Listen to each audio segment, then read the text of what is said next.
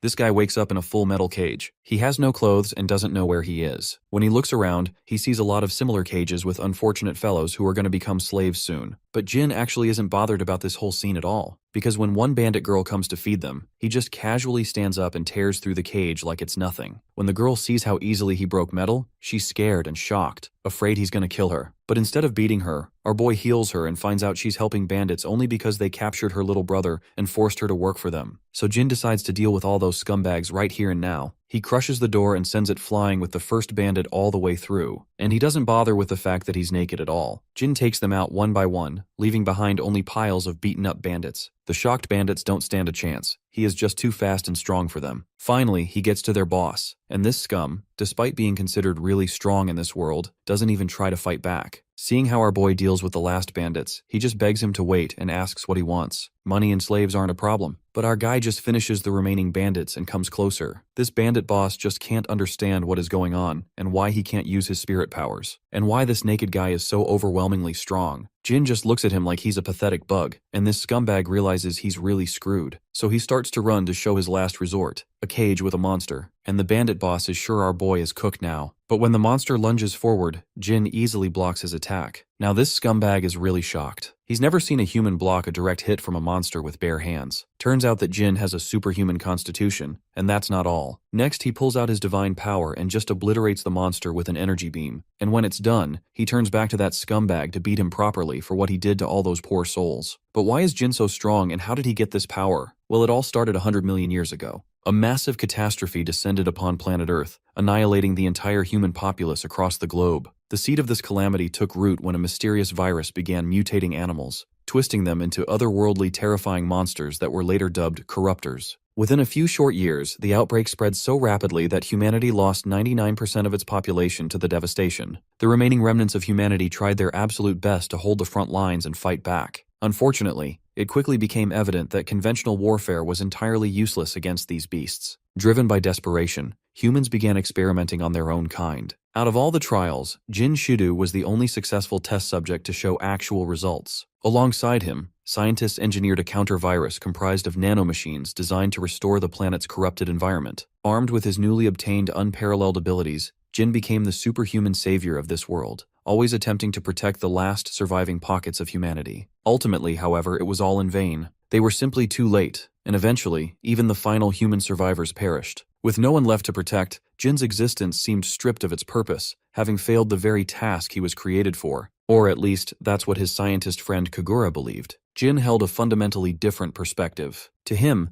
there was still a reason to keep going. Even if he couldn't save the present population, he remained confident that his powers could benefit future generations. With the nano-machines already hard at work purging the corruptor's influence from the environment, he was optimistic that the Earth would eventually be restored, and he was willing to wait for that day. Consequently, Kagura placed him inside a hibernation capsule designed to keep him alive for the centuries to come. While Jin slept peacefully in stasis, the monsters continued to ravage the planet. Yet, as decades turned into centuries, and centuries blurred into millennia, the shift in the global environment finally began to compound exponentially. Those extraordinarily mutated creatures gradually began to deteriorate, making way for new species to thrive. This cycle of evolution continued for 100 million years, eventually bringing us to a scene where a trio of newly evolved humanoid beings is desperately trying to outpace a terrifying monster. The frantic survivors stumble across an ancient ruin and quickly duck inside to take cover. The relentless demonic beast barges right into the facility after them. Backed into a corner with nowhere left to run, the trio is essentially ready to become a satiating dinner for the creature. In a final desperate plea, the girl in the group cries out for help, praying for the village's guardian god to rescue them. Miraculously, her words are heard, triggering the awakening of our boy, who had been sleeping in the capsule right behind them for 100 million years. The ancient human unleashes an energy beam, bullseying the monster on the spot. The confused trio has no clue what the hell just happened,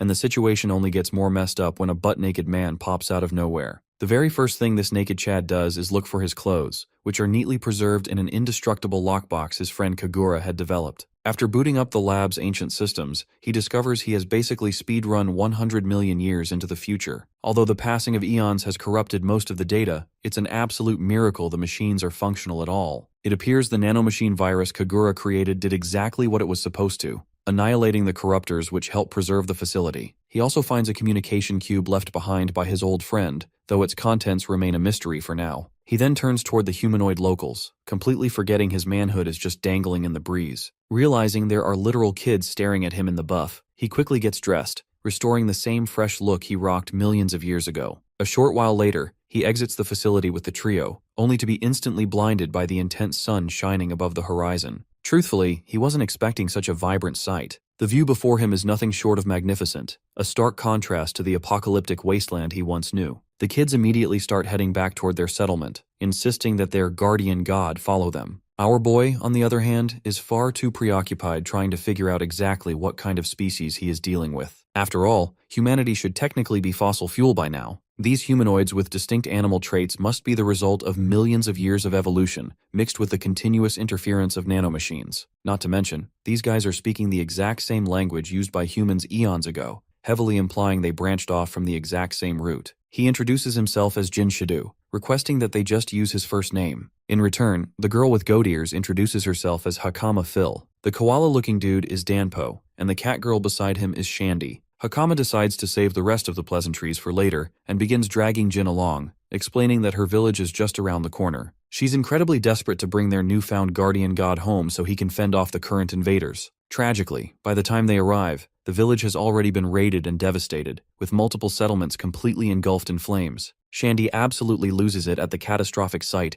and rushes ahead in sheer panic to find her mother. As they survey the damage, Jin takes a moment to contemplate their dire situation. He immediately notices how flimsy the town's fortifications are. Both the boundary walls and the houses are constructed from simple wood. This detail alone makes it glaringly obvious that this new civilization is technologically way behind the human era he remembers. Pushing deeper into the village, Jin spots a woman actively fighting off a bizarre monster. From just a single glance, it's obvious she's barely holding her own. It doesn't take long for him to realize that the creature she's facing looks identical to the corruptors from millions of years ago. Furthermore, the surviving corruptors aren't the only unusual thing here. Little Hakama apparently knows some kind of magic technique that makes her physically glow. Ultimately, her intervention proves unnecessary. Jin dashes forward and effortlessly knocks the living daylights out of the monster with a single devastating kick. Moving swiftly, he scoops up the injured older woman in his arms and dashes out of the danger zone, leaving little Hakama a clear opening to deliver the finishing blow. Channeling her magic, she unleashes a tiny fireball that packs a massive punch,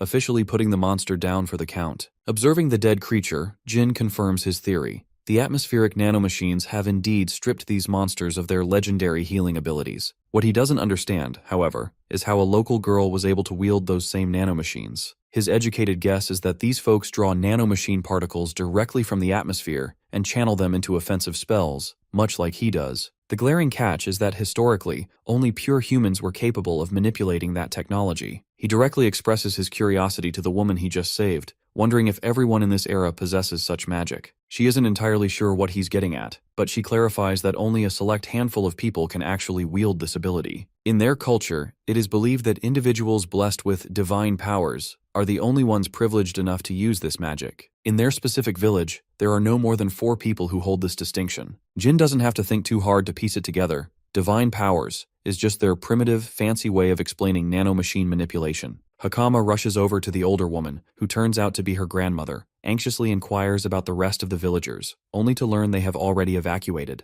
This statement washes a wave of relief over the trio, though the grandmother is deeply worried about why the kids returned to the dangerous village instead of evacuating with everyone else. After all, the beast they just fought was merely a larva compared to the massive adult monster currently terrorizing the area. Suddenly, a voice of reason penetrates through the tension, assuring the old lady that there is absolutely nothing to fret about. That giant invader she mentioned? This newcomer confidently claims he can slaughter it single-handedly. The grandmother is shocked to see these familiar faces back in the war zone and immediately questions the man about the other villagers. The blue-haired warrior confirms that the rest of the civilians have safely reached the shelter. As it turns out, the older man accompanying this blue-haired guy is actually Hakama's father. The two share an emotional reunion. Naturally, he demands to know where she ran off to. The girl honestly admits she went straight to the sealed door, much to the grandmother's absolute shock. The older woman is furious that Hakama wandered into that godforsaken territory. According to local legend, the domain beyond that door belongs strictly to the guardian god of the village. Because little Hakama felt utterly threatened by the monster invasion, she explains she simply went to seek the deity's help.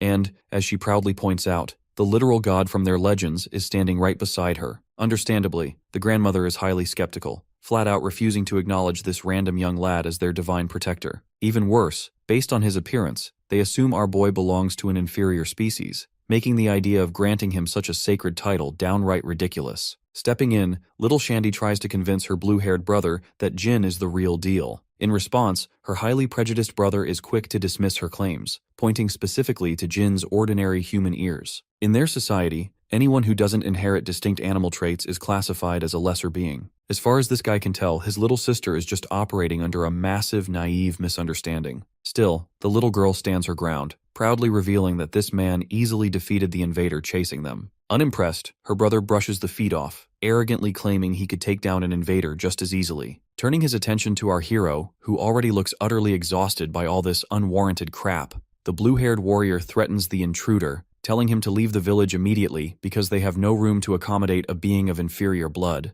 The yapper just walks right past Jin, still running his mouth. He's so painfully full of himself that he voluntarily takes on the suicidal job of killing the giant invader all by himself. By the way, this arrogant bluehead goes by the name Sars. The grandmother becomes visibly distressed by the reckless, spur-of-the-moment decision Sars just made. She then turns her attention back to Jin. Even though she still couldn't care less about who he actually is, she admits it would be incredibly rude not to express her genuine gratitude for him saving her life. Following her thanks, she asks for one final favor: to help escort the kids back to the safety of the shelter, while she goes to ensure Sars doesn't throw his life away due to sheer arrogance. Unsurprisingly, our boy flat-out refuses to comply. They directly questioned his pride, and he certainly isn't going to just stand there and let them trample all over it. He decides he's going to make damn sure they realize he isn't some useless bystander, and he is definitely not an inferior species. The scene rightfully transitions to the nearby lake, which is currently harboring the grotesque, massive monster. Sars has finally arrived on the scene, and the dude doesn't so much as flinch before dropping into a combat stance. With his spear and body charged with crackling Zeus-like thunder, he executes a lightning-fast sprint toward the beast.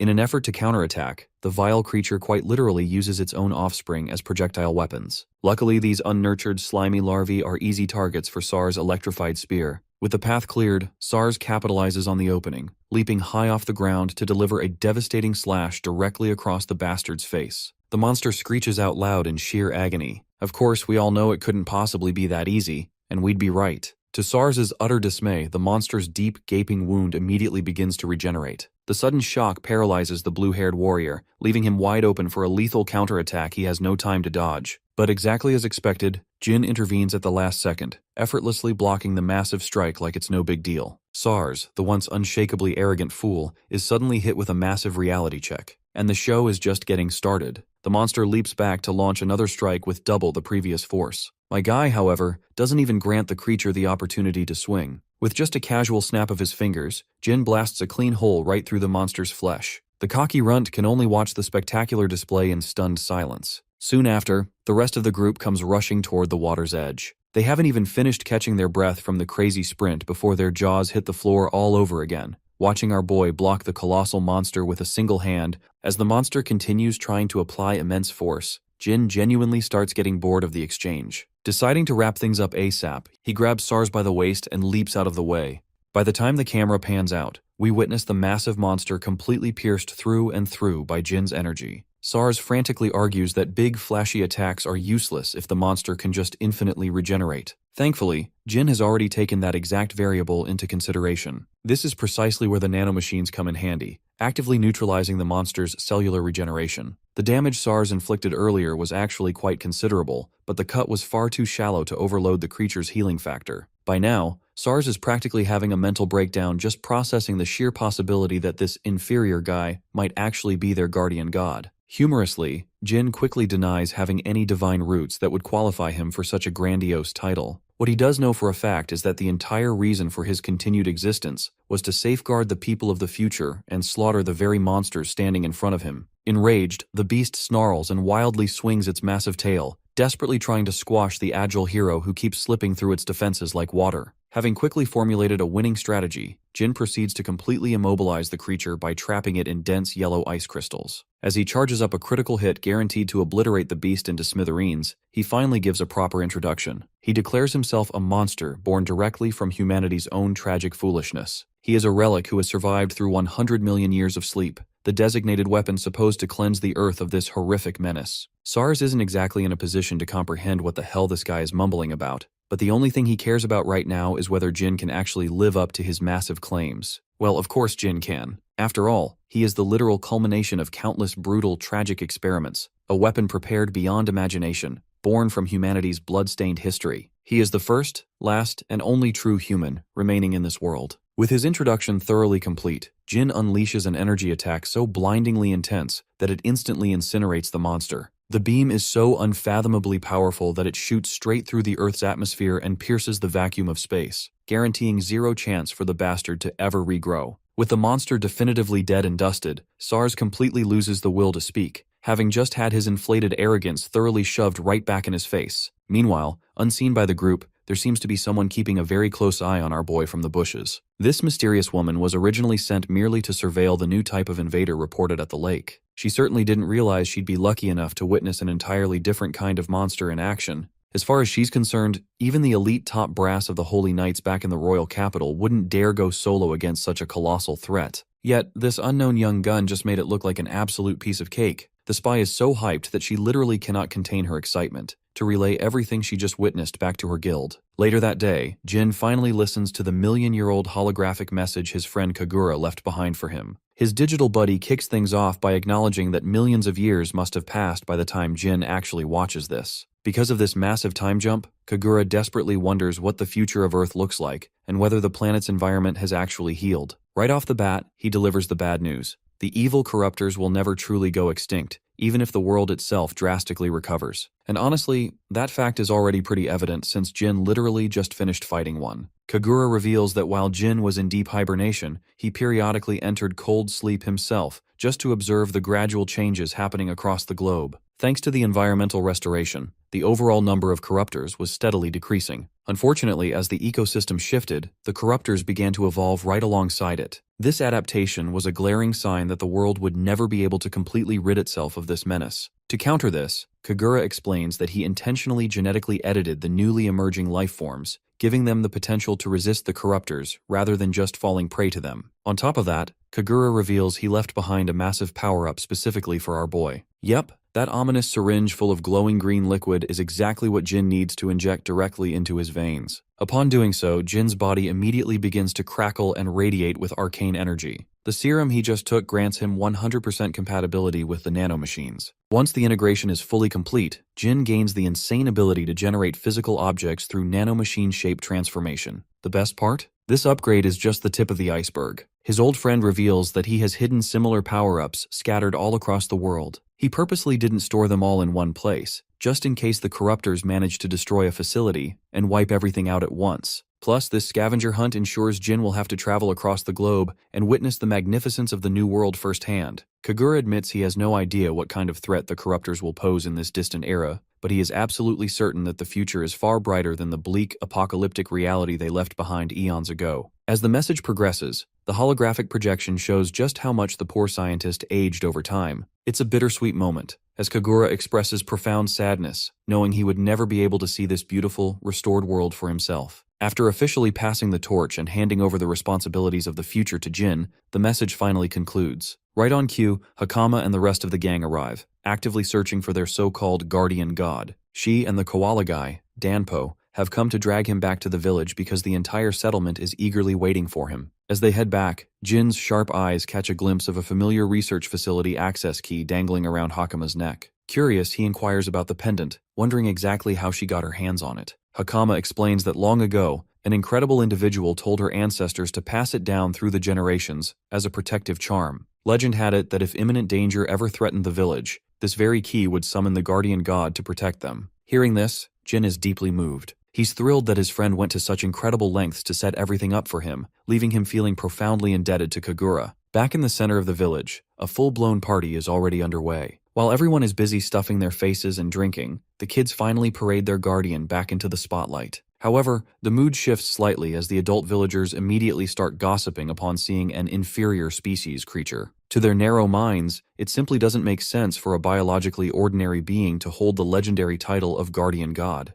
Just as they are loudly doubting our boy's potential, SARS suddenly stands up and completely goes off on the group for daring to point fingers at their savior. He even goes so far as to dish out some well-deserved punches. After all, these hypocrites were the very same cowards who hightailed it out of there the second danger reared its ugly head. Watching this wild back and forth, Hakama and Danpo can practically smell the sheer hypocrisy radiating from SARS. After all, he was literally the first person to scoff at and vehemently doubt Jin's strength just a few hours prior. The village grandmother steps forward to address Jin personally. Feeling overwhelmingly indebted, she attempts to express her utmost gratitude on behalf of the entire settlement. The reality is, if it weren't for his timely intervention, none of them would be standing there right now. The village would have been reduced to ash. True to form, my guy nonchalantly brushes off the flattery, insisting it was just part of his job. Still, he knows these folks won't let him off the hook without giving him something in return as a gesture of goodwill. Rather than asking for material wealth, he requests something far more valuable, which is information. Jin wants a detailed rundown on the current state of the world.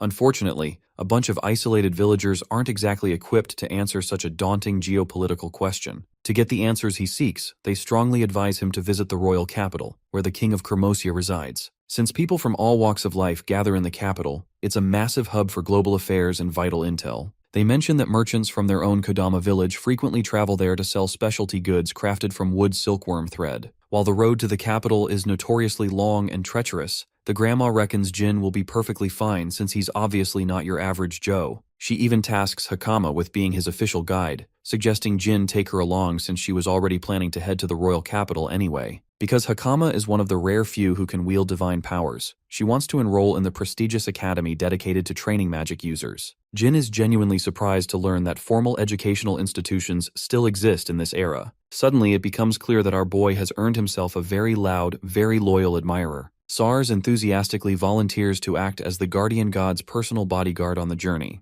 The old woman quickly shoots him down, reminding SARS that he literally has zero reason to visit the capital. However, SARS loudly boasts that he absolutely does have a reason. He plans to join the esteemed Holy Knight Order. Grandma, however, knows this is purely wishful thinking. She ruthlessly points out that SARS couldn't even manage to get accepted into the basic academy, so joining the elite Knight Order is a massive long shot. This catches Jin off guard. Considering SARS as a divine power wielder, Jin assumed the guy would breeze through the admission process effortlessly. Hakama enlightens him about the catch. There's a mandatory written exam designed specifically to filter out the idiots, and SARS was tragically a victim of his own sheer dumbness. Banter aside, Jin finds himself growing increasingly curious about this elite class known as the Holy Knights. Speaking of which, the scene transitions away from the village to a heavily armored knight. He is visibly stunned to learn that the giant invader terrorizing the Kodama village region has already been completely annihilated. The one delivering this massive bombshell is the exact same spy chick who was watching the entire lake battle from the bushes. The knight demands she confirm the facts one more time, and the girl firmly corroborates her story without a single moment of hesitation. The Holy Knight is in absolute disbelief. Until today, he never could have imagined that anyone outside of their elite order possessed the raw capability to solo a monster of that caliber. Right in the middle of their debrief, a corruptor suddenly attempts to ambush the spy, leaping at her exposed back. The knight reacts with blinding speed, drawing his sword and slicing the monster cleanly in two. Instead of retreating to the safety of the kingdom, the knight makes a bold decision. He is officially too intrigued, eager to personally track down and meet the mysterious man who effortlessly slaughtered such an enormous beast. Jin wakes up to a gorgeous morning enjoying the taste of air, still finding it hard to believe that he could enjoy a scenery like this. Part of him regrets that his dear friend Kagura can't see it alongside him. One of the kids brings him his clothes, urging the guardian god to put them on. In the next scene, we have our boy out on the village side. Hakama's grandma is telling her to fulfill her duty properly as a guide, while SARS is acting all fed up that he couldn't be the one to lead Jin as a travel guide. Jin takes special interest in the guy and even praises SARS' movement, assuring him that he'll be waiting for his arrival at the royal capital. This remark turns SARS squealing into a fangirl, wishing the guardian god the best and hoping that he takes care of Hakama. Hakama herself is told to be safe, and with that, the journey of the two begins with their departure. The midget and the tall man walk together, crossing all kinds of gorgeous and scenic views. Hakama shows him around, until finally setting camp, Jin asks about how far the capital is. Apparently it's 4 more days of walking, so it's not as far as he expected, but she's really curious about his side and why he's bent on exploring the world. Refusing to share, he tells her that it's a secret. Deep down, Gojo over here knows that the corruptors are still alive based on Kagura's loose description, and he even got to encounter a few in this era. Their normal rate of reproduction only occurs in destroyed and polluted environments, the exact opposite of this place, which means something or someone is causing a change behind the scenes that needs to be investigated. Hakama is scared to see him make a face so serious while lost in thought, so he apologizes to her for contemplating. Jin understands one thing. This era isn't totally dominated by the corruptor creature. Signs of survival are clear and around. His first main goal is to investigate the people of this era, then deal with the corruptors. Researching the monsters isn't so hard as he can personally do it at his leisure. Apart from that, Bro wants an immediate change and requests Hakama to stop calling him a guardian god. She gives him too much respect even then, and he has to urge her to just call him Jin. The sound of a horse galloping catches the attention of both. A holy knight has arrived alongside his team, urging to have a moment with our duo. This guy looks like your average Prince Charming, except Jin doesn't care, and asks about his identity anyway. Hailing from the Holy Knight Order, the captain of the 7th Division announces himself as Argus Ulton. The concept of a holy knight is still new to our boy, who wonders if these are the interesting beings that the villagers mentioned. Among Argus's team, one bratty knight gets a temper tantrum and roars at the commoner for showing complete ignorance to her leader by refusing to stand up. She even tells her captain that these two must be the culprits, only for Argus to tell her to tone down. Karina is fussing in the background while the Holy Knight addresses Jin with more respect this time. Our boy is simply curious about Karina's words earlier, but the Holy Knight brushes it off, acting like she was just being rude. Argus then changes topics and asks about the identity of the man, where he came from, or where he's headed next.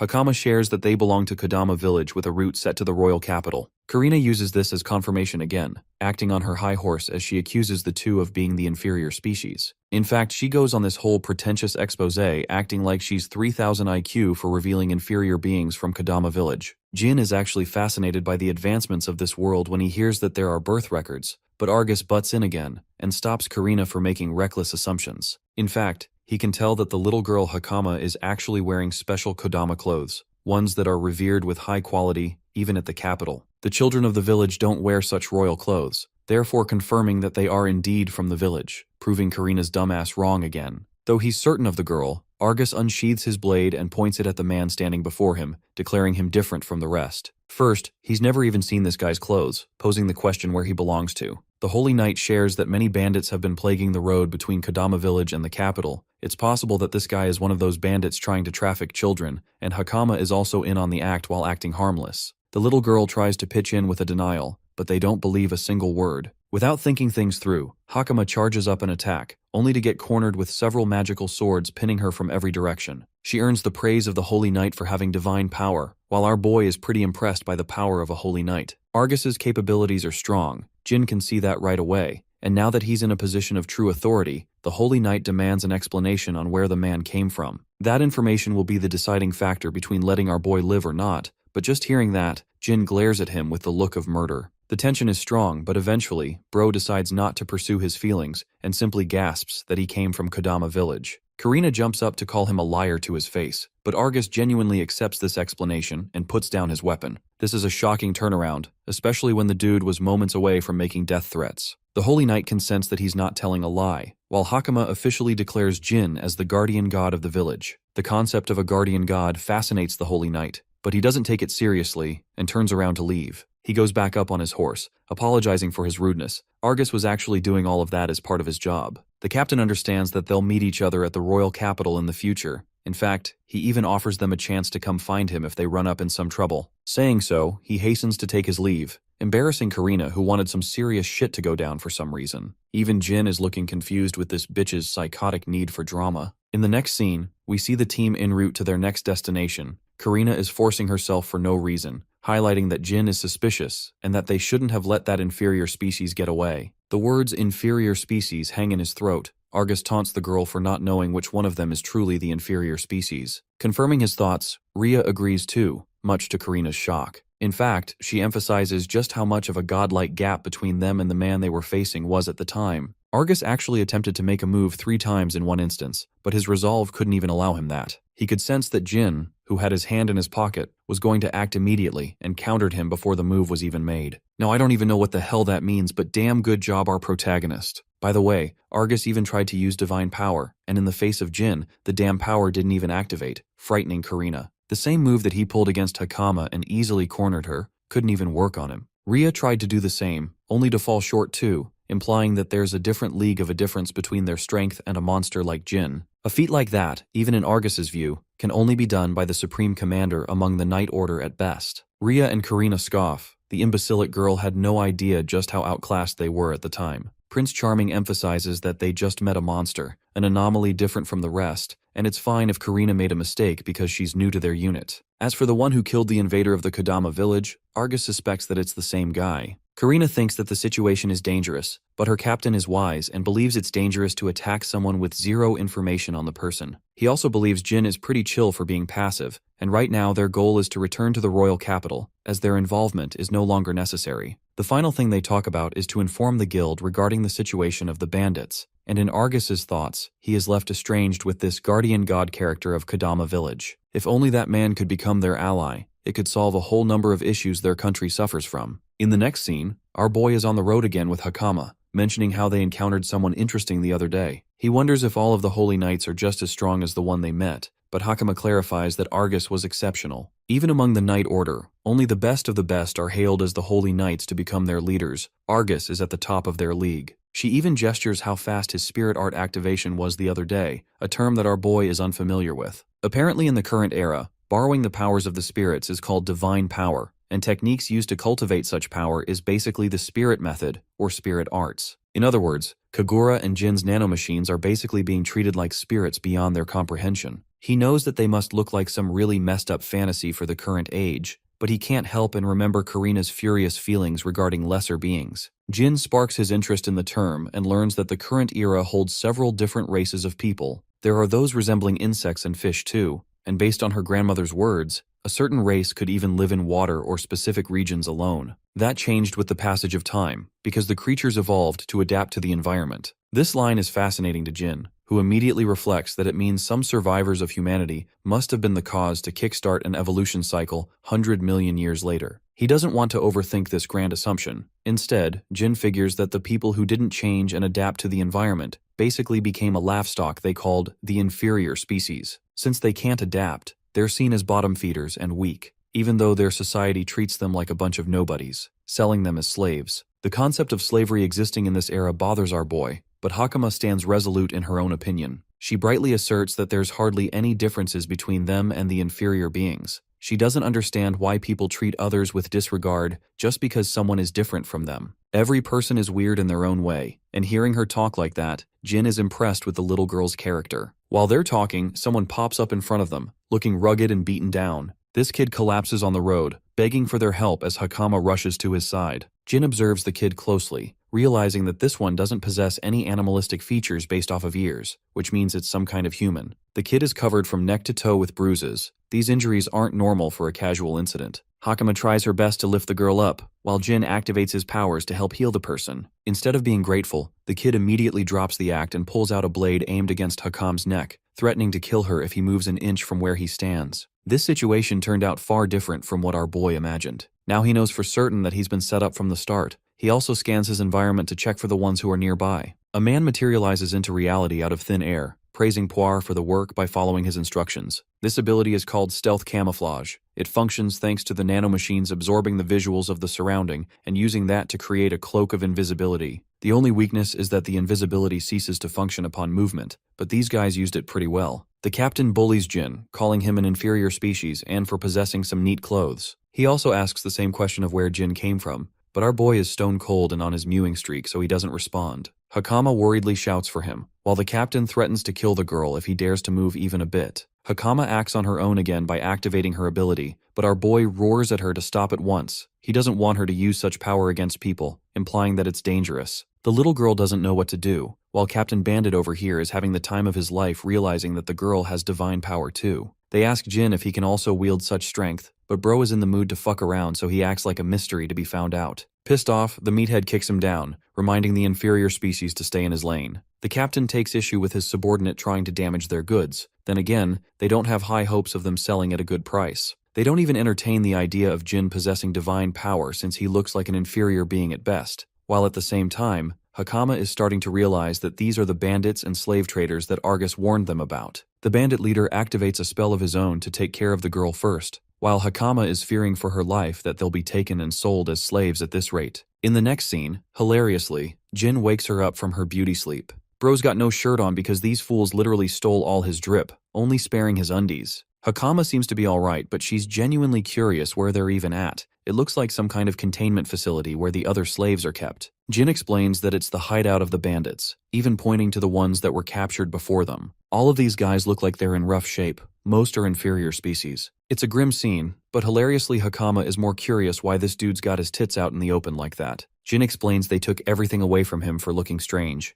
but she's just amazed how confident this man is without his clothes. Apparently this look is what suits Jin most in comfort, but aside from that, she's the most curious why he didn't fight back then and there. With his godlike power, he could have wiped them in a single go. Before he could answer, Poir is sent inside the room for some breakfast. After finding them awake, she offers them a meal.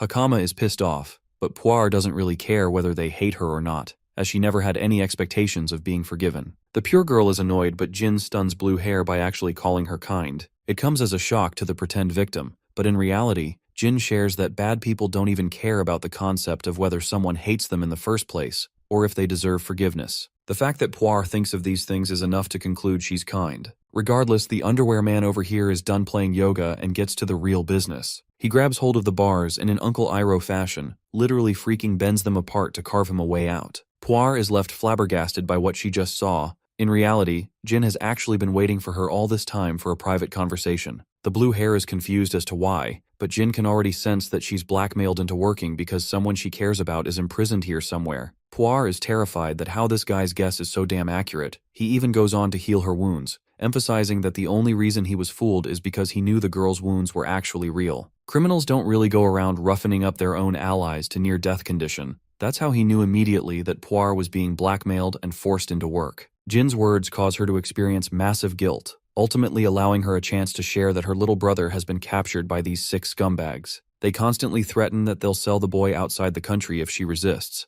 that they'll never let her see him again. Poir breaks down into tears, collapsing that even her parents were slaughtered by these bastards, so her brother's all that's left. Just hearing her side of the story gets this man going unlike anything else. Jin is in a literal fit of rage, and Hakama finally understands why he let himself be captured like that. His goal has always been to save these people, but he also knows that villains are stubborn and annoying. Even letting a single one escape leads to disaster later, because they can rebuild their power and create trouble again. Long story short, Bro wants to squash these cockroaches together, and he starts off by kicking the crap out of this furry with a backshot. With the path now open, Gojo Satoru intends to rip these lowlives to pieces. Jin knows the psyche of villains more than anyone, and we get an understanding of this when we circle back to 100 million years into the past, when human civilization had reached its technological prime. The kid at the time was beaten down and had nothing. His first thoughts were to admire justice in the world, but that admiration came with a second, more haunting realization. Any world that needed justice was also filled with an overwhelming amount of bad people. People who wanted to hunt him down, for example. Living an ordinary life is something to be praised, but the kind of environment he grew up in,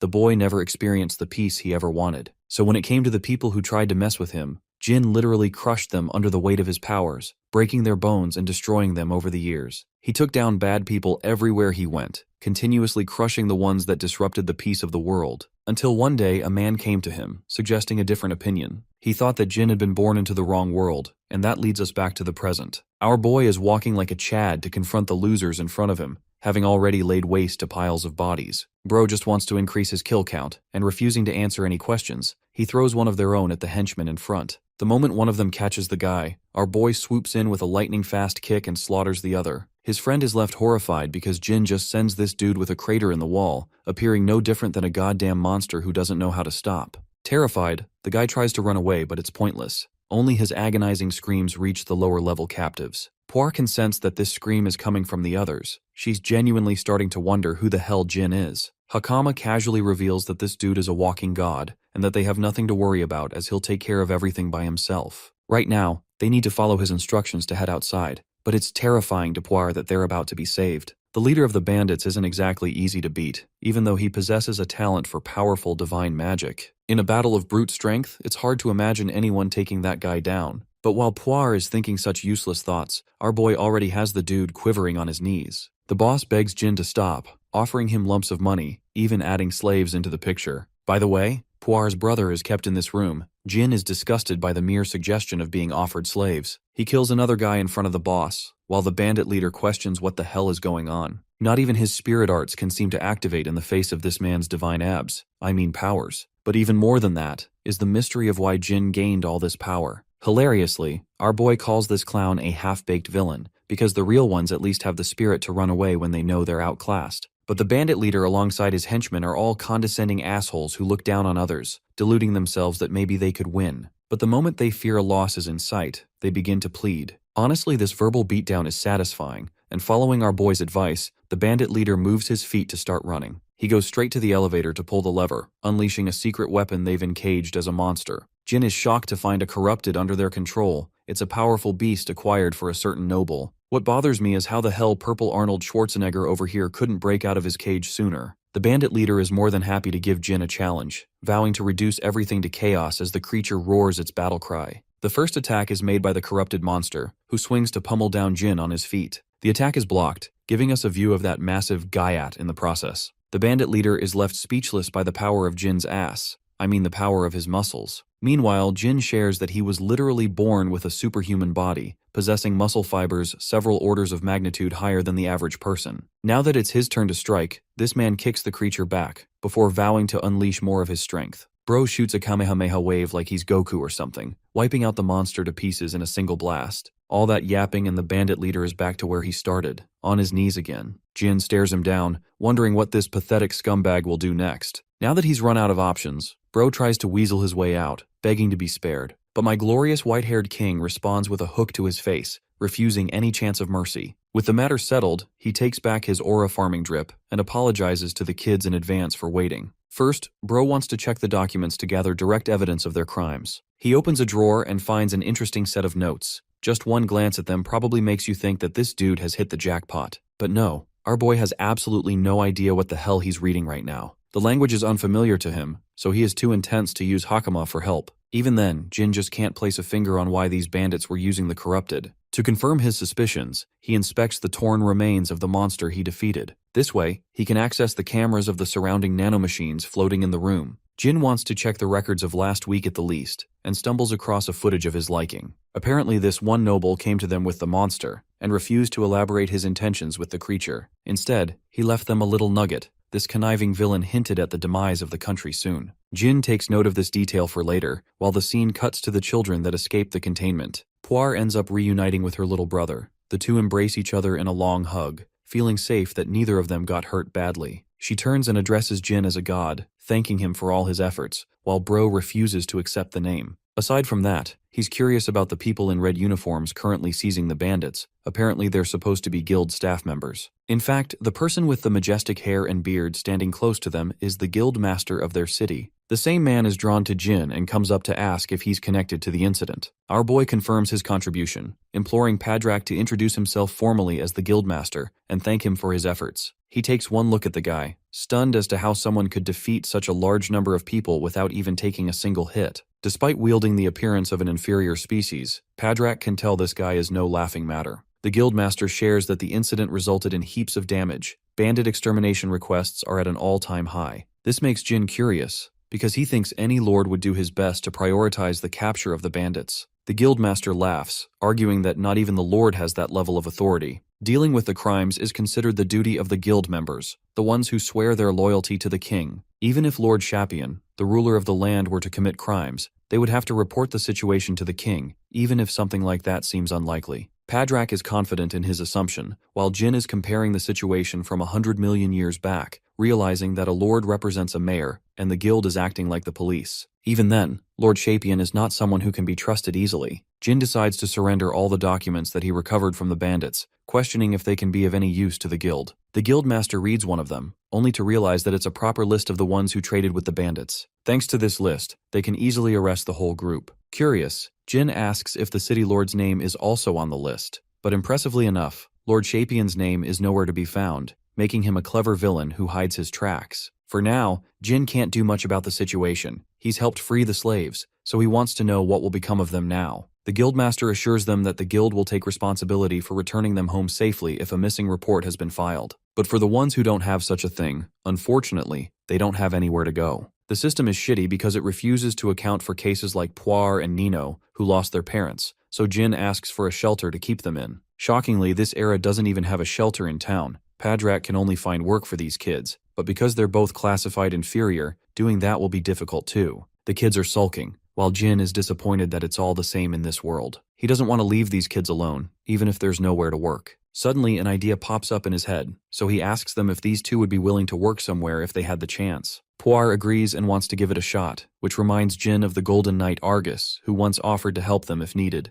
In the next scene, we're at the royal capital Kermosia to visit Argus. The Holy Knight is on his way back when suddenly he experiences a sudden chill out of nowhere. Arriving at his residence, he tells the team to rest up for the day. Argus returns to his quarters. He's welcomed by an entourage of maids and butlers welcoming him with pride and glory. The first thing he does is ask for an update, and from the reactions of his servants, the Holy Knight can gather that something must have happened. The butler apologizes for troubling his master only when he's just returned. While this is going on, his sister watches the scene from above with a glaring look. Argus receives the report and gets an immediate headache. The situation is way worse than he thought it would be, as an invader seemed to pop inside the capital and wreak havoc. The question of how it got in is less important to him, but rather who helped navigate the beast inside is the real problem. His best guess is that it's someone from Harnisk Academy, a place teeming with suspicious people plotting their demise. Regardless, he's in dire need of comrades to control the situation of the capital, and at this time, Jin and his group resume their journey for the capital. 3 days flew by into the extermination mission.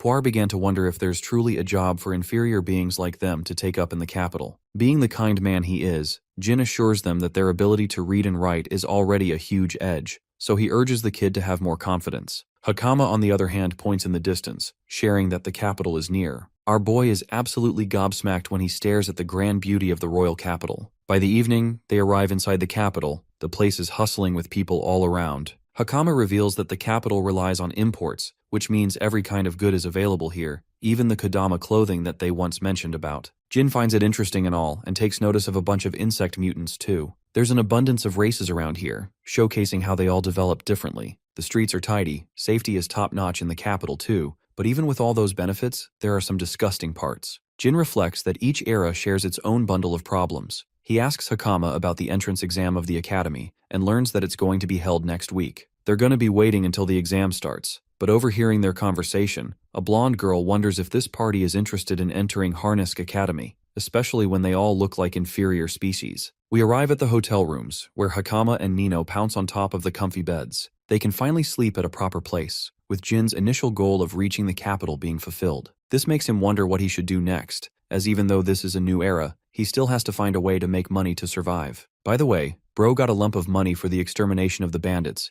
but he knows it won't last him forever, especially not with the 4 of them. Then there's the added issue of finding these kids jobs to work at, and an immediate solution to this would be a meeting with Argus. However, right now they don't know anything about the guy's location or what connections that could lead them to him. Jin speculates a bunch of options, prioritizing the investigation of corruptors first. He knows that there are people in this era trying to exploit such monsters for their own goals. Corruptors are by nature very dangerous beings, so they can't be left unattended. This time, he refuses to let the living face total annihilation again. Anyway, he casually asks Hakama what the people of this country do when they have to research something. Apparently they read books on the subject or consult someone knowledgeable. The books themselves are pretty expensive. Even in the village, they had to read the books together just to afford them. At the same time, the royal capital boasts a spectacular library, allowing research to be much easier. Jin likes that idea, because now he can use that library to his advantage and find clues about the laboratory that Kagura left behind. In the next scene, Bro's at the receptionist desk, but the girl openly rejects him from using the facility. Since books are considered sacred national property, they don't allow just anyone free entry. Only the students of a recognized academy or nobles are allowed to use such a place, once more complicating the situation for our boy.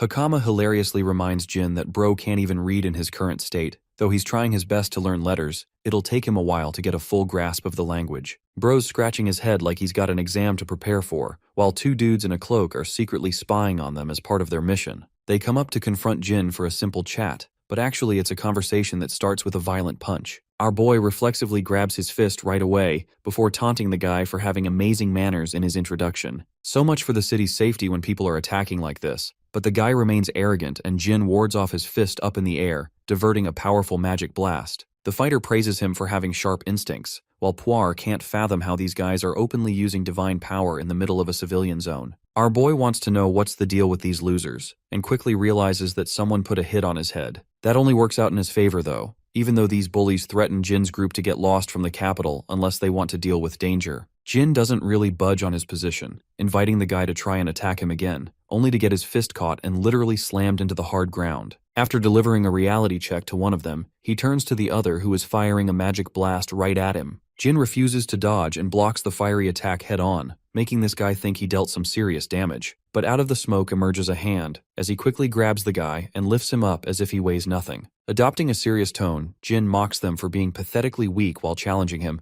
that is if they even have the will to try. Bro really is the Gojo Satoru of this story. Meanwhile, his victim is questioning how on earth a low-level species is capable of so much strength. Suddenly, a knight's order stops the fight. It's Karina who is annoyed that she has to interrupt her day off for this trouble. The girl doesn't even care about the assailants who attacked Jin. She just wants to throw both Hakama and our boy in jail for the last time. Much to Jin's favor, causing a scene that attracted the attention of someone connected to Argus, even if she's currently screaming in his face. After busting a street fight, Karina spots Jin and immediately gets excited because she believes she has finally caught the inferior species Jin causing trouble in the city again. She is just about to start lecturing him, but a demi-human spectator standing nearby approaches her and admits that she saw everything that happened. The spectator explains that Jin was actually the one who got attacked first, and that he was only defending himself during the fight. When Karina checks the faces of the attackers, she quickly realizes that they are her usual foolish troublemaker juniors from the Harnesk Academy. She quietly hopes that the Holy Captain's younger sister is not involved in this mess again. Jin asks Karina if she is currently on patrol and questions her about it,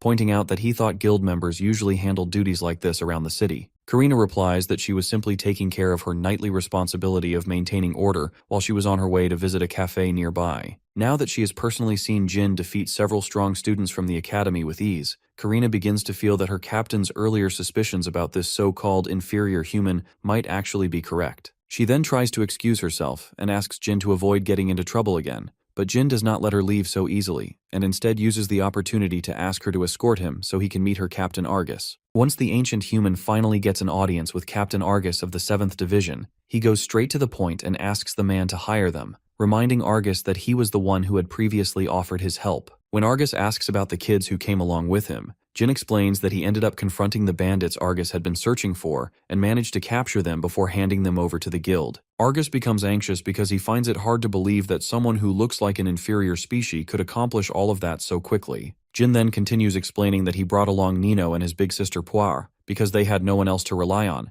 and people would treat them poorly due to being considered inferior species. Because of that, Jin asks the captain if he could arrange some kind of work for them. Captain Argus reminds the ancient human that he has no obligation toward them, but Jin argues that he is willing to take responsibility for the kids since he is the one who saved them. Argus finds this reasoning interesting while the children look at their savior with hopeful expressions. The captain then quickly forms an idea and decides to use the kids as a bargaining piece. He calmly tells Jin that he will allow the kids to stay at his place and work there only if Jin agrees to work as a teacher at the academy. Jin accepts the condition without giving it much thought, and soon the kids are changed into maid outfits. Poire thanks the captain sincerely, while the captain instructs his other maidservants to properly educate them and make sure that no discrimination happens. As Jin walks away with Argus, he asks the captain what kind of catch is involved in him working as an instructor. Argus explains that although he has no clear idea where Jin originally came from, his instincts tell him that Jin is a trustworthy person. The captain then moves directly to the real point and tells Jin that he wants him to infiltrate the Harnesk Academy. Jin becomes serious and asks for a proper explanation, and Argus begins describing the current power struggle inside the capital. According to him, several factions are locked in a quiet, cold war over control of the throne, since the king is critically ill and might kick the bucket at any second now. He further explains that aside from the usual succession conflict, there are also individuals who hold no legitimate right to the throne, but still want to seize power. Apparently these people are extremely dangerous and are even using the corruptors, which people in this era call invaders, as weapons to push their plans forward.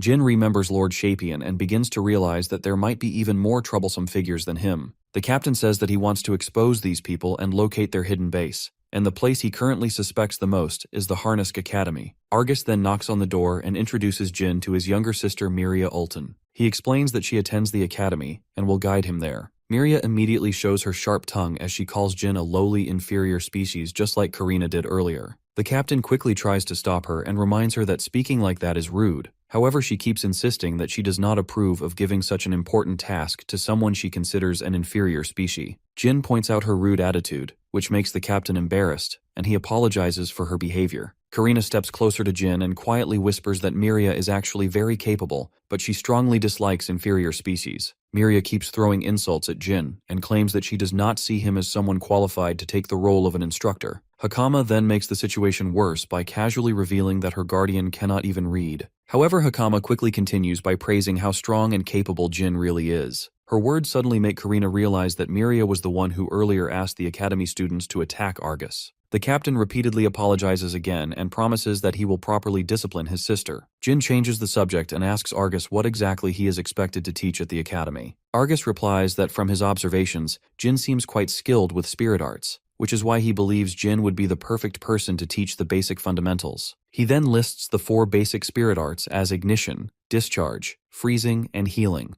and explains that being able to use even 2 of them should already be considered enough. Hearing that the basics here consist of only 4 spirit arts, Jin realizes that the bandit leader from earlier was actually quite skilled. The ability he used would already count as a special spirit art in this place. Jin quietly smiles as he decides that he might change the way people in this era understand these special powers. The story then shifts to a week later when it is finally time for Hakama to take her entrance exam at the academy. Argus walks in together with Jin, since he wants him to take responsibility for the instructor duties this year. It appears that every year one division from the Night Order must fill this position, and this time it is the turn of the 7th Division. While Jin quietly walks behind them, the fat man named Rudman keeps staring at him the entire time. They eventually arrive at the headmaster's office and Argus respectfully greets her. The headmaster smiles when she sees her former pupil doing so well in the Night Order. She then brings up the ongoing faction struggles inside the country and suddenly begins criticizing Jin, arguing to the captain that he should not treat the academy so lightly that he would send an inferior species to handle such an important role. The captain firmly insists that Jin is more capable than anyone else in his division.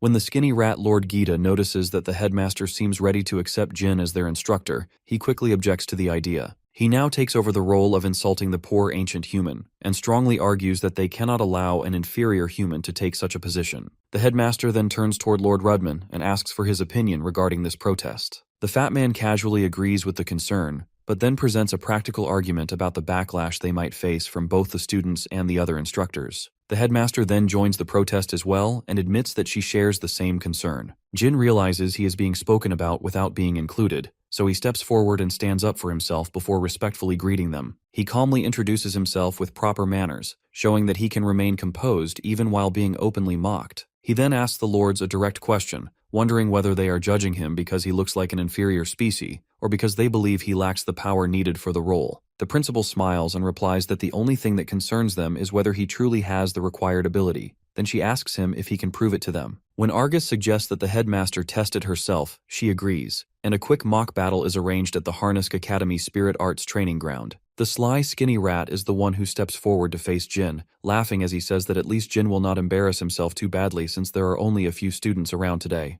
The headmaster then explains the rules and makes it clear that they can only fight using spirit arts, because that is exactly what she expects their new tutor to teach at the academy. Some of the students gather to watch the match, including Miria, who stands among the spectators. She is excited because this is the first time she will see the skinny rat personally engage in a battle. Jin already understands how this will end, yet he lets out a quiet sigh and allows the institute to witness his power for themselves. Argus, however, begins to feel uncertain. This is the first time he will actually see the person he recommended fighting in front of others, and he worries that Jin might end up embarrassing him in front of everyone. Lord Gita, on the other hand, looks extremely excited and seems eager to end the match quickly while putting Jin in his place. He quickly declares that he will take the opening move and immediately launches a huge fireball that he believes will be enough to defeat Jin in a single strike. Jin calmly dodges the attack with ease while the skinny rat still remains confident that he will win this contest and prove the captain wrong about his judgment. He then follows up with his ace attack called Lightning Spears, while Jin continues dodging every strike and slowly getting on his nerves. While the skinny rat believes that all Jin can do is keep running away, Jin himself quietly sighs and thinks that this kind of power was never meant to be used against people. However, since there is no other choice left, Jin finally decides to demonstrate his ability and intentionally reveals a unique spirit art. He uses a gravity manipulation attack and forces the skinny rat Lord Gita down onto the ground, pinning him there and making it clear that he never stood a chance and that his arrogance meant nothing in the end. The headmaster and Lord Rudman the Fat Man are both left shocked by what they witness. Even Argus and his sister Miria stand there with their mouths open after seeing such a clean display of power that they have never witnessed before. When they ask what exactly just happened, Jin calmly explains that he simply manipulated the gravity surrounding Lord Gita. When he hears people saying that they have never seen anything like this before, Jin smiles quietly as he realizes just how much there is for the students as well as the instructors of the academy to learn. Lord Gita grinds his teeth in frustration as he lies flat on the ground, looking absolutely miserable. Out of sheer pity for the wrinkly old man, our hero finally releases the gravity pressure pinning him down. Gita has a meltdown, shouting that a spirit technique like that should not even exist. He insists the inferior must be using some kind of illegal trick. Our boy quietly stands there and takes the verbal abuse like a champ while the geezer screeches in his face like a Karen. Watching the exchange, the headmaster calmly makes her decision. The surrounding students are impressed as well. Miria, in particular, cannot understand how he controls that much divine power. Normally, inferiors barely possess any at all. Her curiosity spikes, and she is determined to uncover who Jin really is. The scene shifts to the welcome ceremony 1 week later. There, the headmaster announces that Harnisk Academy was founded to train warriors capable of eliminating invading threats. Anyone too weak to keep up has no place within its walls. However, those who succeed are practically guaranteed a future filled with status and influence. Observing from above, a few demi-humans standing near Miria are surprised by how many newcomers have gathered. Quite a few of them do not even come from noble families. A lion demi-human named Rias greets Miria casually. He mentions that it is unexpected to see her attending the welcome ceremony in person. While chatting, he suddenly notices an inferior sitting beside the faculty and nearly chokes. He completely loses his composure when Miria reveals that the inferior is actually their new teacher. She asks Rias for his honest first impression based purely on appearance. When he bluntly describes the guy as an average nobody with no wife and no life, she admits that was her initial judgment too. Feeling multiple stares drilling into him, Jin quickly realizes he cannot start investigating the academy too openly from day one. Before anything else, he needs to rebrand his image from a worthless inferior into something more neutral and unthreatening. Right now, it feels like he has a giant target painted on his back. After the ceremony concludes, it is finally time for his first class. Meanwhile, Lord Gita gathers the senior students and announces that regular classes are officially back in session. He bluntly warns them not to fall behind the promising new talents who joined this year. That said, he angrily demands to know why most of the class is absent. The old man smiles on the inside, fully aware that many of them would rather die than sit through a lesson taught by an inferior. The greasy rat even went out of his way to spread the word that today's lecture would be handled by Jin. Surprisingly, our professor does not seem bothered in the slightest. He confidently stands at the podium and introduces himself as the new spirit techniques instructor. Without missing a beat, Rias shamelessly asks whether he truly has what it takes to teach the most elite class in the academy. Our boy responds with a calm smile, saying they will find out soon enough. He even tells the lion demi-human that he is free to leave if the class proves beneath him. With that established, he lays down one rule immediately. He tells his students they must never use divine power against humans under any circumstance. To clarify his reasoning, he explains that divine power was designed to suppress the regeneration abilities of inhibitors. However, humans recover normally after being hurt, revealing that its true purpose was always to eliminate invaders. Hearing that, some loudmouth at the back starts trash-talking, calling him soft because he supposedly lacks divine power. The brat insists he has every right to use his strength however the hell he pleases. Slightly annoyed, Professor Jin invites him to test whether he is truly as weak as claimed. Right there in the middle of class, he tells the student to hit him with his strongest move. The kid grins arrogantly, declaring he will never attend class again if the professor so much as scratches him. Seizing the opportunity, he conjures a lightning spear crackling with energy. Even Lord Gita tenses up, worried the classroom might not survive such a reckless attack. Without hesitation, the student launches the spear straight at Jin, kicking up a massive cloud of dust across the room. Everyone assumed the inferior got destroyed. But then, a blade shoots out from the haze and jams into the wall behind him, barely missing his ugly mug. Jin calmly states that the sword could have pierced him completely if he truly intended to end him. With that, he delivers his first lesson of the semester. Never judge someone purely by appearance. Rias watches in silence, wondering if that technique even qualified as a spirit art. Professor Jin continues smoothly, explaining that inferiors are labeled that way because they are considered weak. Then, as someone clearly leagues above them, he asks what that would make him. His aura surges to its peak as he answers his own question. That, he declares, is what you call a teacher. Next, he delivers a second lesson. He asks the same kid if he knows the criteria required to activate spirit arts. Acting like it is common knowledge, the student answers that it all comes down to vivid imagination. If you picture something clearly enough, the spirits will carry it out. Professor Jin agrees that imagination matters,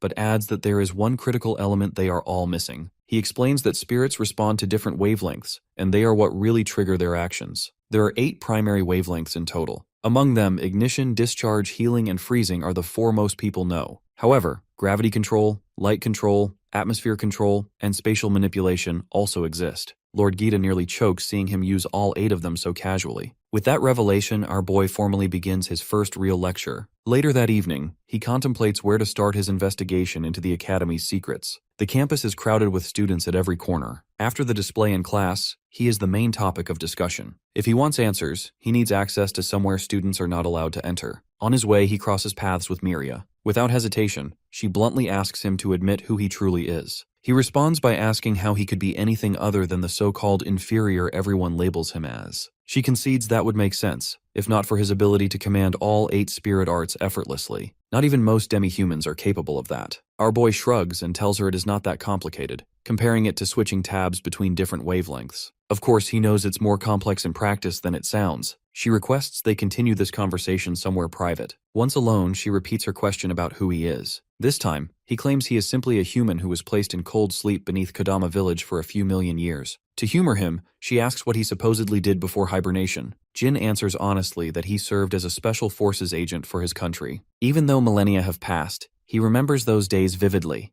as if they happened only a few years ago. Curious, she presses further, asking why someone who fought for his nation would be sealed away in cold sleep. He feels sad, admitting he failed his mission. He truly believed that if he pushed himself far enough, he could save everyone. But he failed in the end, and he lost everything. He also confesses that becoming a professor was not random. He needs the influence of the Ulton family. Moving on, he asks her where they are headed. She soon leads him to a dusty, run-down room, explaining it used to be a storage space where instructors kept their teaching supplies. On one of the shelves, an owl statue immediately catches his attention. He asks what her real reason was for bringing him here. So Miria admits she has been investigating the strange empty space located right next to this storage room. It is far too large to simply be unused, which makes her certain it is hiding something important. Without wasting a second, Professor Jin casually reaches out and grabs the owl statue. She side-eyes him in confusion, wondering why he is petting a dusty old decoration. The moment he twists it slightly, the bookshelves slide apart, revealing a hidden passage leading deeper inside. He calmly congratulates her on being correct about the existence of a secret room. Miria is left speechless, unable to understand how he solved the mechanism so quickly. Our professor coolly explains that he noticed the owl was the only clean object in a room buried under thick layers of dust. After that, he tells her to remain behind while he goes in to investigate the suspicious chamber alone. Surprised, Miria firmly states she will be accompanying him. He reminds her there could be a dangerous invader inside, and he might not be able to protect her. The blonde makes it clear her skills are not to be underestimated. She confidently claims she stands leagues above everyone else in her class, with only her brother possibly surpassing her skill. Hearing that, he decides to take her at her word.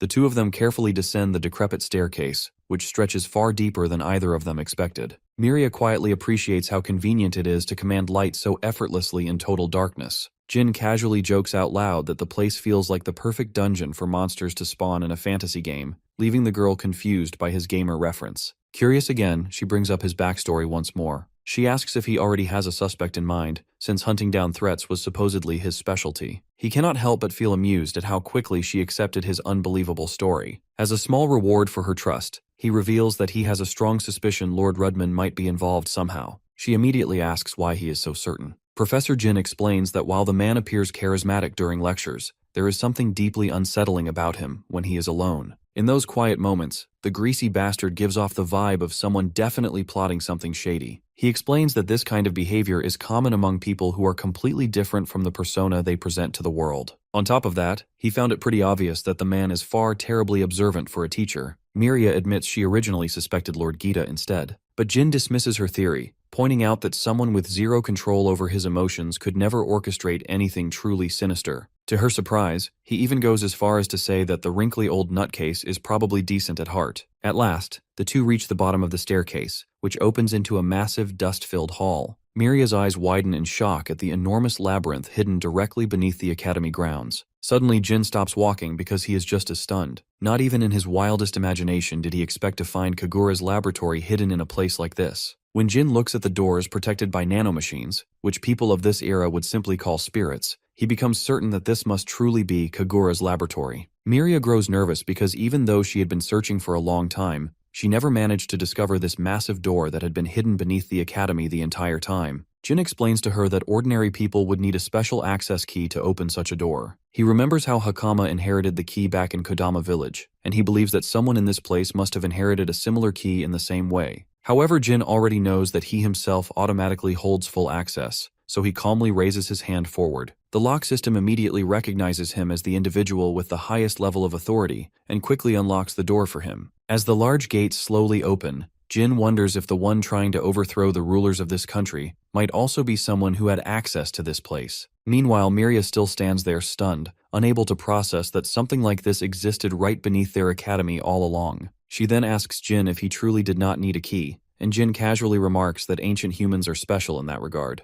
Miria finally begins to believe that Jin's words might be true, and quietly follows him deeper underground into the hidden lab. Inside, they discover several corruptors locked inside large metal cages, and strangely, all of them remain completely calm without showing any sign of going wild. Jin remembers the corruptors that the bandits had locked up earlier, and recalls how they also stayed unusually quiet until the moment they were finally released. However, the thing that troubles him the most is the question of how anyone could transport such massive corruptors all the way into a place like this without being noticed. Miria admits that her brother's suspicion about this academy might have been correct after all. She suggests that they quietly stay hidden there and wait so they can ambush whoever is responsible for this, since the culprits will surely return to this place sooner or later. Jin, however, tells her that instead of standing around and waiting, they should quickly seal the academy and deal with these corruptors first. Miria argues that they cannot allow the mastermind behind this plan to escape, but Jin explains that protecting the students must come first, because if these corruptors start rampaging, it will put every life in the academy at risk. When he mentions that her brother would probably make the same decision, the girl finally agrees with his approach. Jin then adds that he has a bad feeling about all of this, and whenever he gets that feeling, his instincts usually turn out to be correct. He says that he will investigate the laboratory a little further himself, and asks her to go back up and bring her brother so the academy can be placed under curfew, and the students can be protected. After sending her back to the surface, Jin moves deeper into the underground facility, hoping to discover some useful clues. Meanwhile, on the surface, the skinny rat is being mocked for losing to the new tutor. Even so, he still calls Jin an inferior species and blames him for ruining his reputation. The headmaster then walks over to Lord Gita and tells the skinny rat to stop making strange movements, because the students are starting to feel uncomfortable. She gets publicly humiliated by the headmaster before being asked about Lord Rudman, who has been missing since that morning. The headmaster feels overwhelmed, but the fat man's absence only makes her more worried. Just then, she notices a dark cloud forming above the academy and wonders what has just happened. Meanwhile, Miria rushes toward the surface, but as she exits the door, she comes face to face with Lord Rudman, the fat man who had been missing since the morning, now wearing a purely evil expression that clearly shows he is up to no good. Back in the lab, Jin examines some strange reddish portals that appear to pulse as if they are alive. He wonders whether this thing is actually alive and if Kagura is the one who created it. Jin then finds the message cube Kagura left behind along with the nanomachine injector. The ancient human hopes the cube will contain clues to help him understand and resolve the current situation. He quickly activates the cube and a hologram of Kagura appears, casually holding a coffee. Kagura had already expected Jin to reach this facility before anyone else since this lab is the closest to where he would awaken. The doc explains that in this lab he was developing a device that humans had never accomplished even hundreds of millions of years ago, and that a small portion of the device's power has been sealed within the injector for Jin to use. He praises himself for this achievement before finally revealing that the mind-blowing device he is referring to is actually a teleportation device. Never in his wildest imagination did he think Kagura was capable of building something on this scale, but now everything starts clicking into place.